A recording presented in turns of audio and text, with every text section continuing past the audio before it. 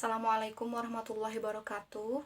Perkenalkan, nama saya Afrilia Mutia Rahman dengan NIM 11802008 dari PAI 6A.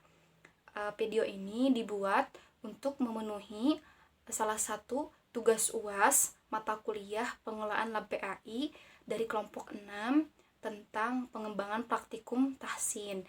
Di sini saya akan menjelaskan tentang metode Utsmani untuk metode cepat membaca Al-Quran.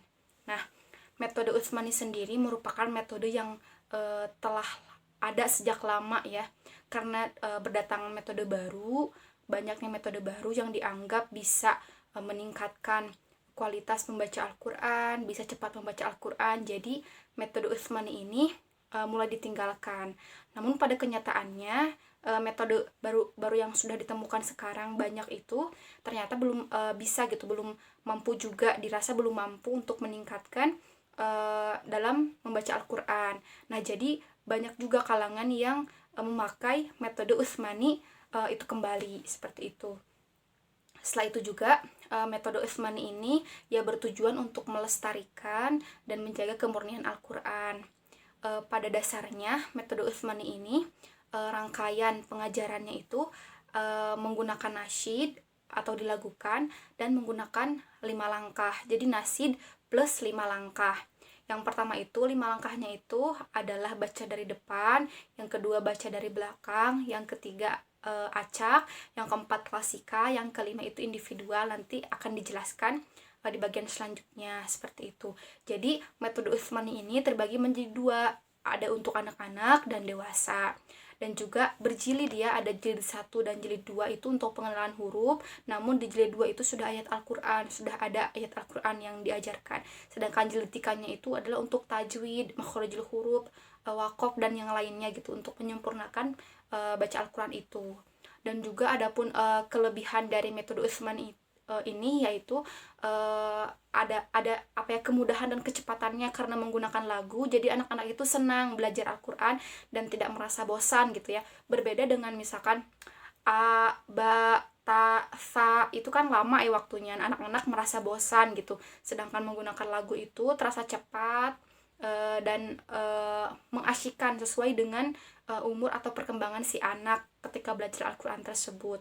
Namun di sisi lain setelah dianalisis kekurangannya ya, ketika misalkan si anak disuruh menyebutkan huruf, misalkan huruf ke-9 dari huruf hijaiyah, mereka harus menghitung dulu satu-satu gitu, karena mereka kebiasaan dengan nyanyian atau dengan nasyid tadi gitu ya.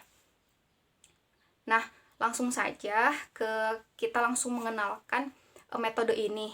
Jadi intinya tadi ya, nasyid dan 5 langkah. Kata kuncinya dalam metode Utsmani untuk anak-anak itu adalah nasyid dan 5 langkah. Nah, contohnya kan kita mengenalkan huruf hijaiyah kepada anak-anak. Nah, kita buat 7 huruf gitu ya. Dibuat 7 huruf terlebih dahulu. Lalu kita nasyidkan. Nah, langkah yang pertama itu adalah nasyidkan. Nasyid dilagukan ya. Misalkan kita pakai gubahan lagu Balonku. Jadi seperti ini. Untuk mengenalkan huruf hijaiyah yang berharkat fathah dulu ya. Jadi seperti ini dengan menggunakan nasyid dulu. Abata sajahaho,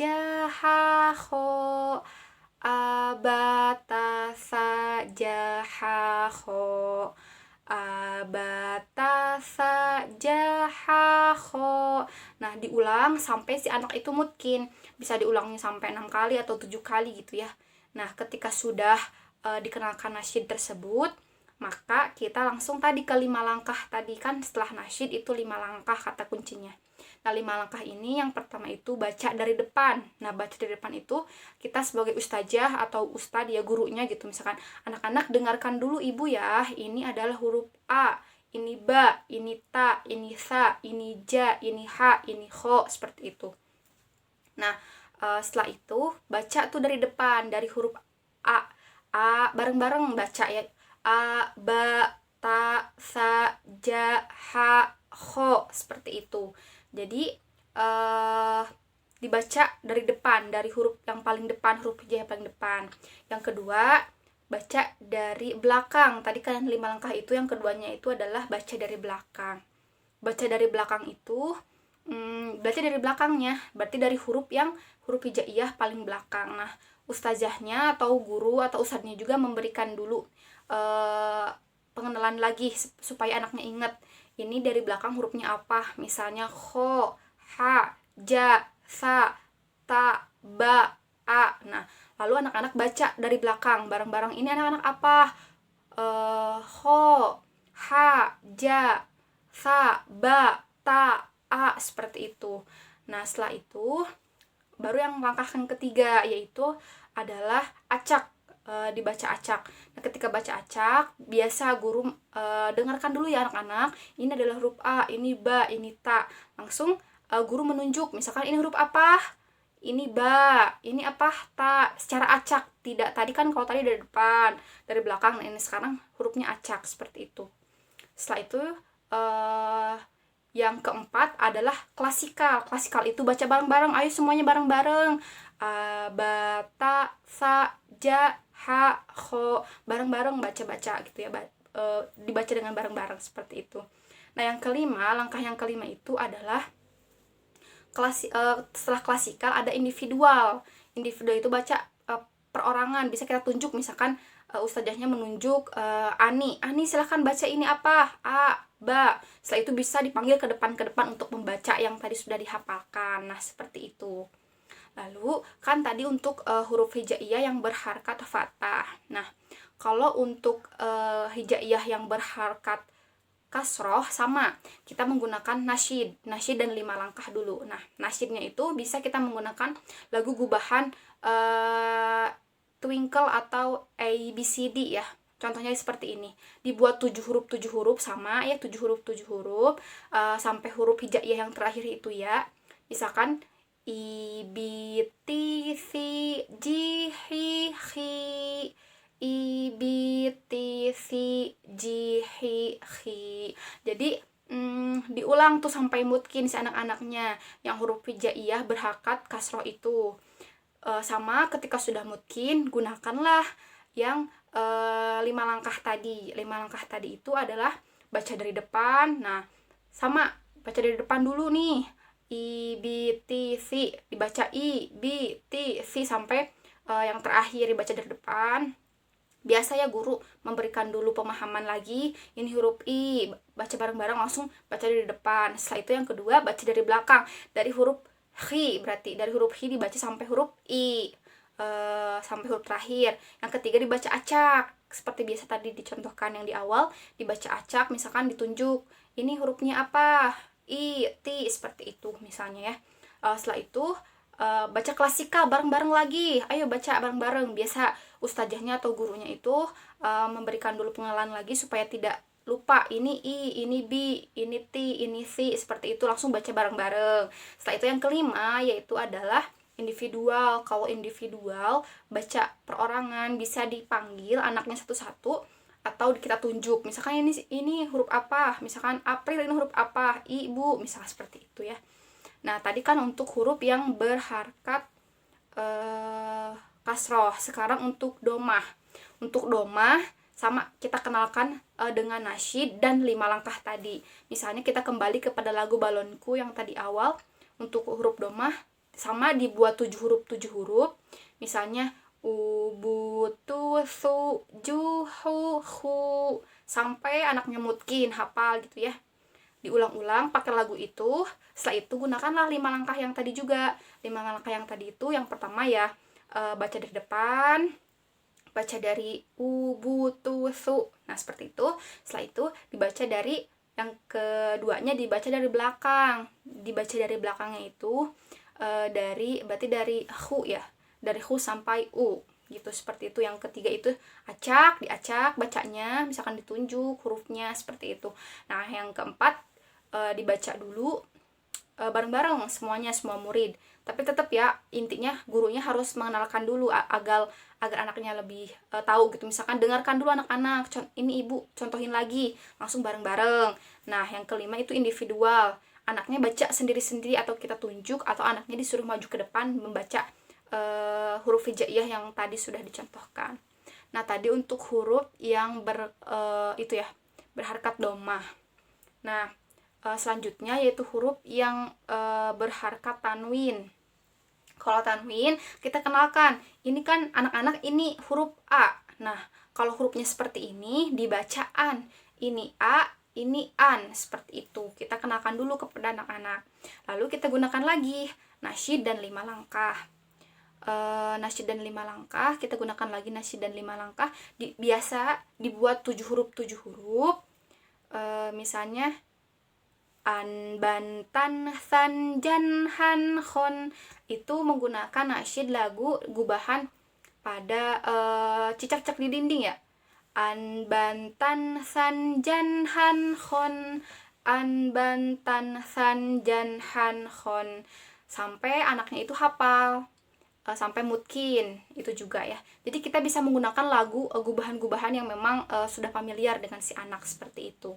Lalu ketika sudah hafal tadi an bantan san jan han khon sampai 7 huruf sampai huruf yang terakhir huruf ya, berarti ian ya, seperti itu. Langsung 5 langkah tadi. 5 langkah itu ya tadi baca dari depan, baca dari depan. Gurunya juga harus memberikan tadi kuncinya itu, dengarkan dulu anak-anak, ini an, ini ban, ini tan. Lalu baca dari depan anak-anaknya semua. Yang kedua baca dari belakang. Baca dari belakang itu berarti dari khon ya sampai an, seperti itu. Yang ketiga dibaca acak, ditunjuk hurufnya misalnya seperti itu. Yang keempat itu dibaca bareng-bareng. Yang kelima ditunjuk satu-satu atau anaknya suruh maju ke depan untuk membaca huruf yang sudah dihafal. Tadi kan itu ya huruf yang berharkat tanwin. Nah, untuk kasroh tainnya sama sih, menggunakan lagu tadi nasyid dan 5 langkah. In bin tin sin jin hin khin, seperti itu sampai anaknya mutkin. Sama juga dengan domah tain, berarti un bun tun sun jun hun hun, seperti itu. Jadi sampai anaknya hafal mutkin. Lalu menggunakan 5 langkah, baca dari depan, baca dari belakang, terus abis itu baca acak. Yang keempat bareng-bareng, yang kelima ditunjuk individual satu-satu, ditunjuk atau anaknya maju ke depan. Nah, tadi kan udah ya untuk mengenalkan huruf yang sampai domah tain. Nah, sekarang misalnya untuk mengenalkan huruf yang bertasydid, kita bisa menggunakan lagu pada hari Minggu misalnya. Sama dibuat 7 huruf dulu. Jadi aba at.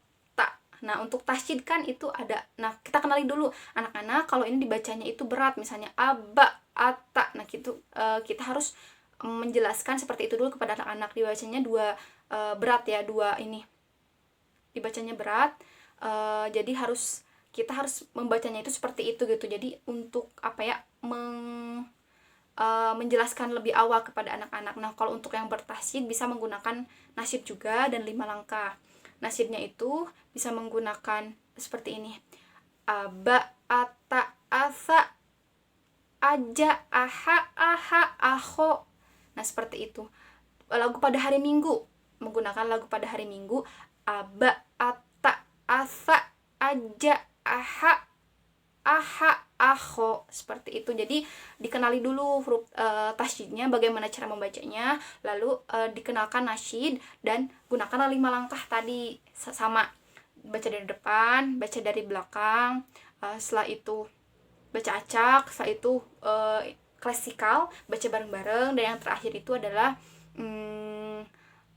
individual, yaitu ditunjuk satu-satu atau anaknya maju ke depan. Nah, mungkin itu ya untuk metode Usmani untuk pada anak-anak. Dan kalau untuk dewasa itu sama sih kuncinya itu. Namun untuk dewasa kan nanti pengenalannya lebih ke tajwid, makhraj huruf, bagaimana cara mewakofkan dan yang lainnya gitu ya, untuk menyempurnakan bacaan. Nah, kalau untuk di dewasa itu sudah tidak menggunakan nasyid, hanya menggunakan 5 langkah saja. Tadi baca dari depan, baca dari belakang, diacak, klasikal atau bersama, dan individual. Nah, mungkin itu yang dapat saya sampaikan. Kurang lebihnya mohon dimaafkan karena saya juga masih dalam belajar.